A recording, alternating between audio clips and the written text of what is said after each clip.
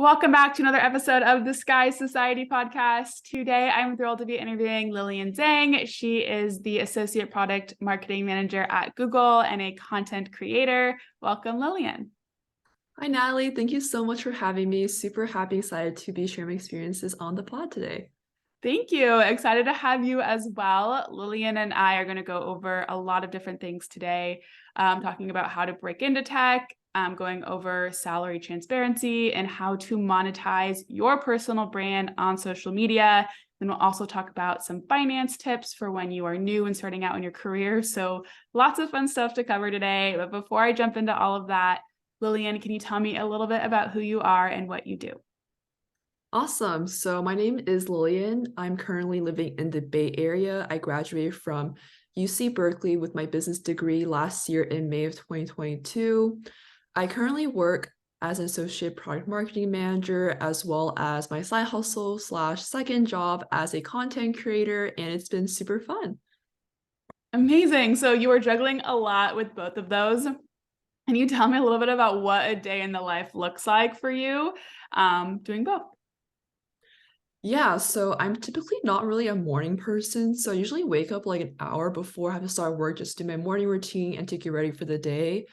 And I usually work a typical 9 to 5 schedule. Sometimes I work from home. Sometimes I take the company shuttle to go into the office that day. And then usually after my work day is when I have dinner and spend most of my free time at night planning content, making content, editing, etc. So it's usually a pretty packed day for me, and I do feel like I work quite a bit.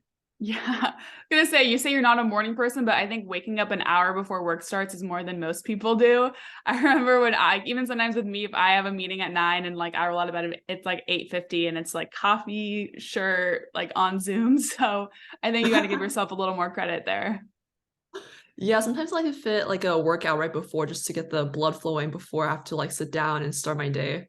Yes, I used to be, I go through phases of like when I do morning workouts or when I don't. It's harder when the sun rises later to get up in the morning, but definitely morning workout is a good way to like really, really feel energized. But then sometimes I find that I will crash like earlier in the afternoon, depending on how hard my workout was in the morning. Yeah, that's why you need coffee sometimes. Yeah, a lot of it. So I want to talk first a little bit about the tech industry. I think that's a super interesting space to be in marketing, especially being in product marketing. I think that's a lot. It's an area where not a lot of people are super familiar with coming out of college, that it really is a career option in marketing. Can you tell me a little bit about, first, if you want to tell me a little bit about what your role looks like as an associate product marketing manager, and then maybe kind of how you got into that? Yeah, so I'm in the APMM program, and it's basically an early career program for people who recently graduate from college or have 1 to 3 years of work experience. And the aim of it is to develop young career professionals into product marketing in different product areas. So for me, I'm on Google Workspace at the moment, where we basically help market products that you guys use like Gmail, Google Drive, Calendar, etc. And overall, the idea of what product marketing is how to have the product be perceived by consumers and sort of figuring out the messaging and the positioning of how that looks like, launching new products, spreading the word out to different customers through like social media, events, blog posts, etc. So many different ways to market these products to consumers. And I say overall, that's like the general idea how my role looks like and what product marketing is. And then for other people who are interested in breaking into the tech industry, do you have any resources that you recommend or skills that you recommend someone focus on building? Yeah, I'd say in terms of my particular experience, I think it's more unique compared to the typical entryway. So I interned at the same company in my junior year summer during college. And after the internship, I was able to get the return offer to go back full time. So I was able to go directly into the industry from university, which I say if you are in college, I would recommend looking towards this route because I think it's definitely easier to convert from an internship to having to compete for entry level positions because I think it is more competitive after you graduate, but that's definitely just one option. I'd say for folks who are currently on the hunt, there are a lot of free content online. I'd say personally, I learned so much just from watching YouTube videos or watching TikTok content from people in the industry and learning directly from them about their experiences. It's also really great to connect with peers from your college or school, networking with alumni, since I feel like a lot of those people are willing to help people from their own school. And utilizing online resources like LinkedIn, the LinkedIn jobs function, they have a lot of jobs posted by companies all the time. And a resource that I really love is Handshake, which is a um, college related job search platform. So directly specifically for students in school as well as new grads. They have a lot of new events that you can attend, internships specifically for people at your school. So I think that's a great resource as well. And yeah, those are some of the resources I would recommend. Amazing. Yeah, I think that your strategy there of starting out in the intern as an intern and then, make transitioning that into a full-time role is probably easier than just breaking in from the outside. I'm curious then, going kind of back to you getting your internship at Google first. Do you have any tips when it comes to college students applying a job or applying it to internships, right? You're typically at this point very new. You may not have a ton of experience on your resume. Do you have any advice for standing out in those internship applications? Yeah, I think a common pitfall that I see students fall into, I guess, like on the emotional side, is sort of like thinking like, oh, I don't have that much experience, like I'm not good enough for this position, so don't even bother applying.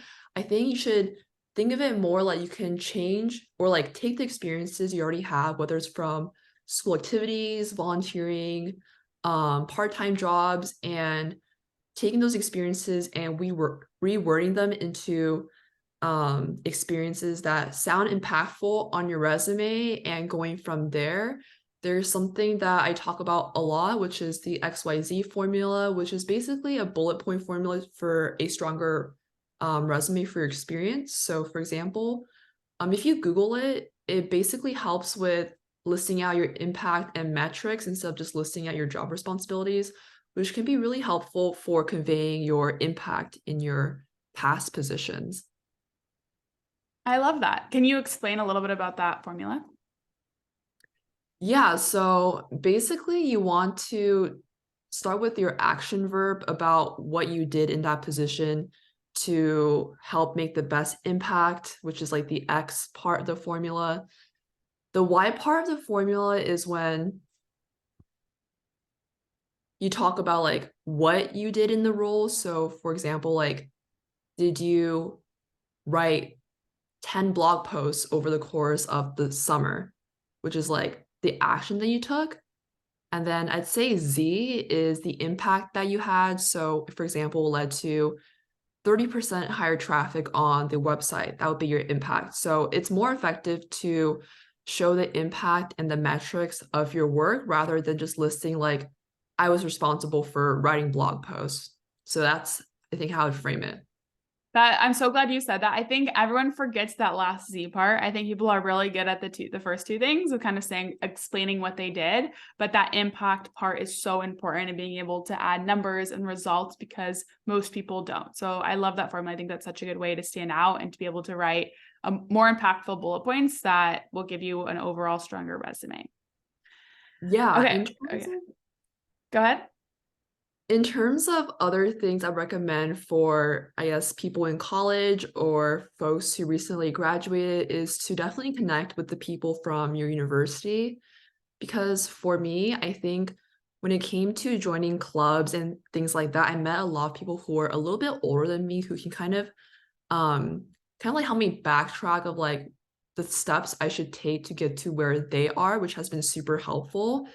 And when you connect with more people, you just open your network to a broader like subset of people you don't even know that you could meet. And I've been able to get referrals from these connections and they were able to help me directly with my resume. So having the eyes of other people who are a little bit more experienced than me has also been super helpful. I love that. Amazing. I think that I'm like taking notes as you're writing because I think these are really awesome actionable tips of really helping you stand out, because I think anything you can do that's just a little bit extra compared to other applicants is so important, especially if you're kind of in that mindset of I don't have a lot of experience. That's okay. You're just gonna have to go above and beyond to really make sure that you can stand out in your job applications. Okay, kind of keeping with this thread. So I did some TikTok stalking of you, and I love you did this one video of how much your college internships paid you. And I want to like talk a little bit about that because I think that's something that is very, very common. So first, I also want to say Lillian lives in the Bay Area. In the Bay Area, I think you just get paid more for things than you do in Uh-huh. other places. So I do also want to say that because I think like when it comes to talking about salary, I think it's also important to like consider where people are from. But you also like got paid really well at those previous college internships. And I think there's this mindset that's like, oh, college internships don't pay, or if I am going to work in a college, I'm not going to be able to get paid for it. So can you share a little bit of, yeah, we'll start first with like how much some of your college internships paid. Yeah, I think it really depends on where you live, the industry you're in, and the size of the company. I'd say definitely for smaller companies with like under 20 or 30 people, I say transparently, they probably would only pay you like much smaller amount than larger companies. So I'd say for those larger companies that I worked for, they paid between like 25 to 35. And I think if I guess that's for marketing. If you go into more technical side of things, this is not super related to marketing, but I've seen a lot of my peers in product management, software engineering, they're making like 40 to $60 an hour as an intern. So it really varies about the position, on the location and industry. That's an insane internship salary. Oh my gosh. I had no idea interns can get paid that much. 40 bucks, 60 bucks an hour. It's like how like more than most people are getting paid as adults. I know. I think that's more for like technical roles though, because at tech companies you hear a lot about like different roles and just like how they differ from the roles you are in, and it's just interesting to see. Yeah. Well, even for you, you are marketing in the tech industry, and the tech industry in general pays more than other industries. So even within marketing, you're at a higher range. But that salary, but I'm glad that you shared that range. I feel like it's just good to show that you can, earn a higher salary or earn a higher wage for college internships. Since those were at larger companies, was there any type of salary negotiation, or was it kind of like, this is what we pay for this position? Yeah, so I would ask the recruiters about like negotiating and things like that. But I think for a lot of the programs that I was in, they were just kind of like everyone gets the same rate, so there's not really like a room to negotiate. I feel like a lot of these negotiation strategies apply more to people who have been in the workforce for longer and have more leverage. I have tried negotiating my like first job salary and they pretty much said the same thing. So far, not much luck with that. I know. And again, I'm glad we're covering these topics because I think you probably see this too on TikTok, and it frustrates me when someone's like, okay, if in your next salary negotiation, say this one line and it will magically get you the dream salary that you want. And it's not at all how salary negotiation works. Like you even mentioned that your salary was impacted by the size of the company, where you're working, what industry you're in, what your position is. And same with how far you are in your career. When you're more entry level, a lot of there is some like small wiggle room, but because you're just at a lower salary, the percentage that they can adjust is typically not that large. But then once you build up more experience and once there's just a greater variation for salaries for your experience level, then you have more leverage, and then there's potentially more possibility for you to negotiate your salary. Okay, so talking a little bit about what you were doing there for college internships, can you talk a little bit about how you started to monetize your personal brand on social media? Yeah, I can give a brief overview of how I got started on social media. So when I first started, it was mostly for fun and to share resources. I wasn't aware that like you can monetize your brand like that at all. So I started because a lot of peers at the time, I was a junior in college, people are asking me for internship tips and resume advice, and I've been finding it very repetitive information that I've just been like repeating to multiple people. So I thought it'd be a lot more efficient just to make YouTube videos that would allow me to say that information but not having to repeat myself a lot. So I made a lot of YouTube videos in the year of 2021, but honestly, I haven't been able to monetize anything in that year, and it was more like a hobby or like a outlet for me. But then in January of 2022, around 9 months after I started my YouTube, I was able to understand like how TikTok was able to help you gain an audience in terms of what you want to talk about and things like that. So I started posting content with the mindset of taking it a lot more seriously. I only posted about like internship, resume, and career content for the first few months. And it was interesting because there was this one resume video that I spent like maybe 15 minutes on, and for some reason, it got a lot of traction. I think it has like 2.3 million views now. And Oh my gosh. yeah, it got me a ton of traction from that one video. And from that video, a lot of brands started engaging with my content and commenting, following me. And the funny story from that was one of my first brand deals is when I messaged one of the companies that commented on my post. And I was like, hey, I saw that you commented on my video. I see that we are doing similar types of work in this industry. Would you be interested in partnering with me on social media? And surprisingly, they were like, yeah, we'll be interested. So that's kind of how I got started with my first brand deal. So you reached out to them first. Yeah, I reached out to them first through like TikTok DM. Amazing. And then they said, yeah, they'd be interested in collaborating with you. Yeah, and then we worked through the terms, the types of content that we are going to work together on. And yeah, it was a really interesting first brand deal experience.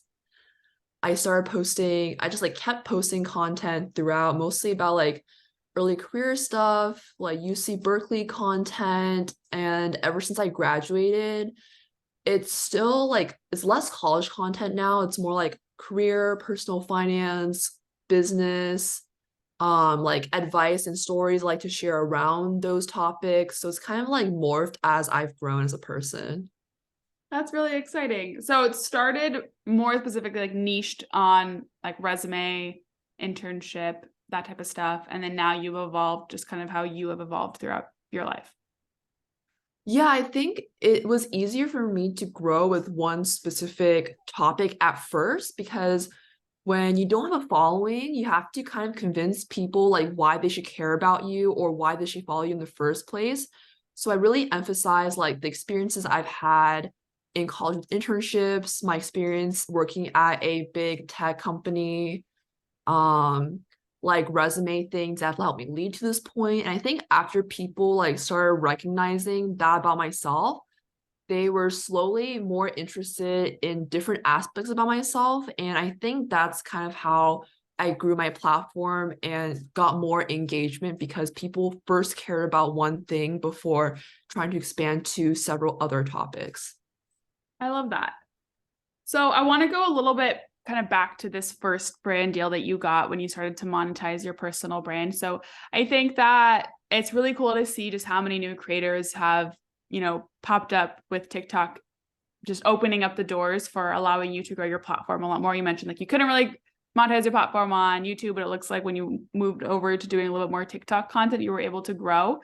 I think something that's really scary is figuring out when is the right time to start actually monetizing that and figuring that out. How many followers do you think you had when you got that first deal, and kind of how did you work out the terms of that? Yeah, so it was really interesting because I think I only had like 400 or so followers when I posted that resume video. And then 2 weeks later, I had like 8 or 9 thousand followers. So it all kind of happened really quickly. I think once I realized that my channel was gaining traction, it was around like the 9,000 mark. And that's when this specific company commented and followed me on my TikTok. So at around then, I reached out to them.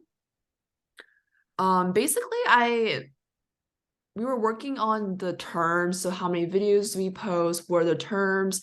How much is the payment in exchange for the services? And it was an interesting experience because I didn't have much knowledge on how much I should be charging. So I really relied on a lot of research online from other like micro influencers or social media coaches. I did tons of research to make sure I was not lowballing myself the first time around. So overall, I think it worked out pretty well. I've learned a lot, and I could definitely extend more on that if you have like a specific question that we want to discuss more about. Yeah. So tell me, so it's crazy how many followers you grew from one video. That must have been like a very, very exciting thing to like to be able to grow that much so quickly. And especially like then having that turn into your first paid collaboration. Um, Now when it comes to working with brands, how do you go about pricing yourself or figuring out what you're worth? Yeah, I think it really depends on the creator. It's really hard because there's no industry standard, but I think a rule that I've researched and figured out on my own is usually to take your follower count and multiply that by between 2 to 6% as just like a ballpoint range of like your base rate.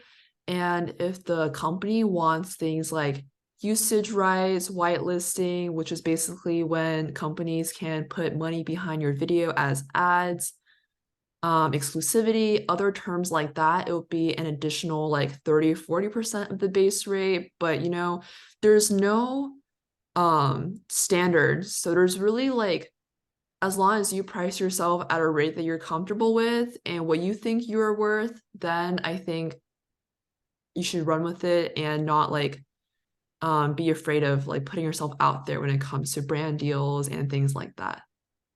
How much negotiating power do you have? Or when you're working with brands and you let them know what your rate is and or how much negotiating or how much back and forth are you typically doing? I think this definitely varies by size of company, which is very similar to finding a job. I really find that the companies who that are more established have much more like you have more negotiating power compared to a startup.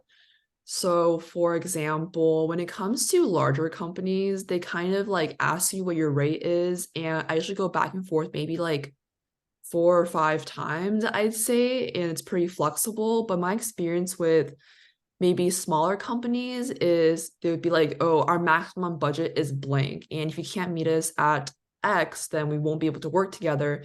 And I think then it's up to you whether you want to consider that or not. Usually, if it's a product that I'm really passionate about or that fits my audience really well, I would consider it. But if it's really something that is not up to what I'm looking for, then I usually pass. And yeah, I feel like you just really have to evaluate the situation and be selective about the brands you're taking on because I think the audience would be able to see through it if you're doing it because you enjoy the product or if it's just another promotion, if that makes sense. Yeah, no, definitely. So if it feels more aligned with you, you'll be more flexible on your end when it comes to terms. But in general, you're saying that larger companies can pay more. And then so you said you go back 4 or 5 times. Is that you saying like I want to make this much money, them saying, well, we'll pay you less, and you just kind of like going back and saying, no, like I want more, or kind of like you sticking with what your original pricing is? Yeah, it's usually something along those lines where I would have like a rate, but then the company would go lower. So you try to go like this back and forth into the middle. And sometimes, like, not until later on in the conversation, I discovered that they want usage rights or whitelisting rights Mm. that weren't mentioned in the first email. And then we kind of have to like renegotiate those terms and add everything up. So it could be a lengthy process depending on like the back and forth of that particular brand. The reason I'm asking you, Lillian, is because I want listeners to know that that just because the company says, no, we can't meet you there, we can only give you this, that you do have the power to push back. Because I think sometimes people get scared of like, oh, they said that they can only do this. Like, I can't really push back. Or kind of what you said out, maybe later down the line, they're telling you that there's more things, but maybe you're nervous because you're like, well, I already agreed to the rate. So I guess I'm just going to do those things because they say that I have to. But I love that you're like, no, if you're going to add on these things, then like we need to go and renegotiate the original terms and really going after what your worth is and sticking with that and being like, okay, if it takes 4 or 5 emails back and forth, then it takes 4 or 5 emails back and forth, but I'm not going to back down or lower my, my worth to fit their budget. So that's kind of why I'm asking you that, to get a sense of like what that negotiation looks like. Definitely. And I really understand the part about being scared because I think when I first got into this industry, I kind of had a similar mindset. But I think after going back and forth with several brands, I was kind of able to understand like when a brand was trying to lowball me or undermine me as a creator, and I kind of learned that like you really don't need to accept every brand deal. I think I only entertain maybe like 20% of the inbound that comes into me, so I'm able to be more selective. And I think as you have more experience and you have more of a footing in what this industry is like, you will definitely have more confidence in how to navigate this space and be comfortable with your rates and what you put out there.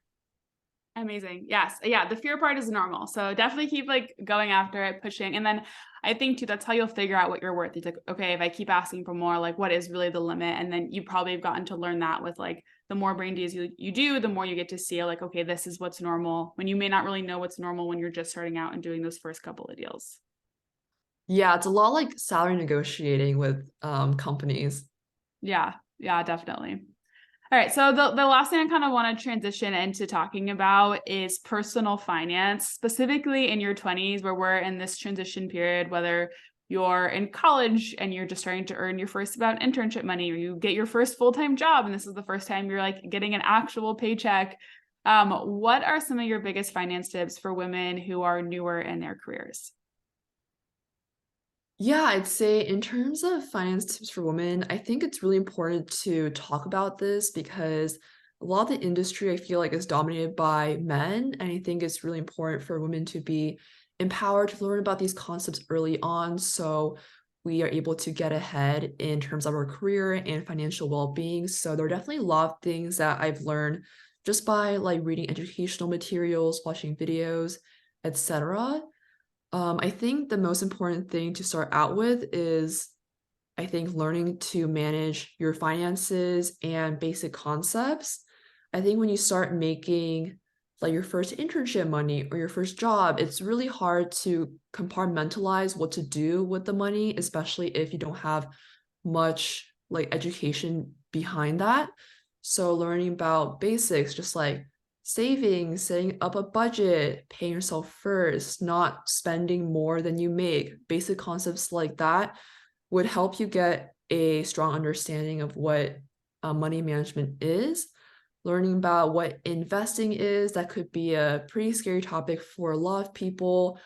I'd say start simpler and read some of the basic personal finance books that are out there. I think one that I've really enjoyed is I Will Teach You to Be Rich by Ramit Sethi. And he just talks about really basic concepts behind credit cards, saving, what stocks are in like a really easy, digestible manner. So that's definitely a book I would recommend learning about. In terms of early career related money topics, learning about your workplace benefits like 401ks, HSAs, which are both retirement vehicles, and learning how to get the most out of them from your company. Other topics that I think it's important to keep in mind is increasing your income, rather that's negotiating a higher starting salary or considering starting a side business, side hustle. So that's kind of what I'm doing myself as a content creator, sort of to diversify my income streams and to also help increase my income and savings rate. Those are all really great topics that you mentioned there. And I love to what you said of just like the basic level is just educating yourself on all of these things. In college, so I have a double major, one in finance and one in marketing. And it was always so crazy because my marketing classes were all women and maybe like 5 guys. And then my finance classes were all guys and like 5 girls in the class. And even for me, when I first started investing, so the way I was able to actually start Sky Society was that so pretty much all the money that I didn't go to like credit card and rent, I invested. And then COVID hit and I got really lucky to be in a bunch of stocks that became overinflated that allowed me to start what is now Sky Society. And so I'm a huge like advocate of learning like how to invest and to understand those when you're really young, because especially as women, we wait until we're older. It's kind of like, oh, I don't have to worry about that until later. Even retirement, like no one wants to think about retirement when you're in your 20s, but there's a huge advantage to starting younger. Like every single year genuinely does count. There's some boring but fun examples about like the time value of money and just how much more money and earning potential you have when you're starting young. So I think the first step is, if you don't really understand finances or feel like they're not that important, is to actually spend time learning about it, reading books like Lillian recommended, or just educating yourself on that, different types of funds you can have, and just spending more time learning about it. Because it really can benefit you. And doing something like diversifying your income stream or caring more about what your base salary is. I think it's also easy to be like, okay, like does $3,000 or $5,000 really make a big difference in my salary? But if you actually think about it, if I was like, hey, if you make a job switch, like you can have an extra $5,000, like that's actually like can add up and be a big difference. And so, I think that educating yourself when you're young and especially as women for finances is so important. Yeah, it really comes down to learning and taking those steps. It could be intimidating when you first start, but I think it actually be kind of fun when you dig into it. It is, yeah. And sometimes though it is like, I think the hardest part for personal finance for me was like actually going through it. And I started like categorizing my spend and looking how much like money I was spending where. And sometimes it's like hard to look at it and to see like, okay, I spent way too much money on clothes than I probably needed to, but it can get fun, especially when it starts to work. And especially when you start to see your income grow, then it does get really exciting. Yeah, and I think in terms of like the things about spending, what's been really helpful for me is kind of keeping track of what comes in and comes out. So you have a bird's eye view of like your financial like picture. So I use this budgeting app called Mint where I link all my accounts and they give you like a summary of like every transaction, income, expense report. And I also been using Google Sheets to like track every expense, which could be a lot for some people, but I personally liked seeing everything laid out like that. So it could be helpful for people who want to like have a better understanding of where your money is going and to see that exact like transaction view. Yeah, I think those are great. I love Mint. I used to use Mint a lot too. But there's lots of awesome personal finance apps out there. Definitely be like, this is not I'm always hesitant to like give financial advice. So, but I think the general advice here is just to like educate yourself more about it and to become more financially literate. But I think, Lillian, that takes us through like most of what I want to chat about with you today, and our time is almost up. My last question for you is, do you have any other advice you want to give to women in marketing?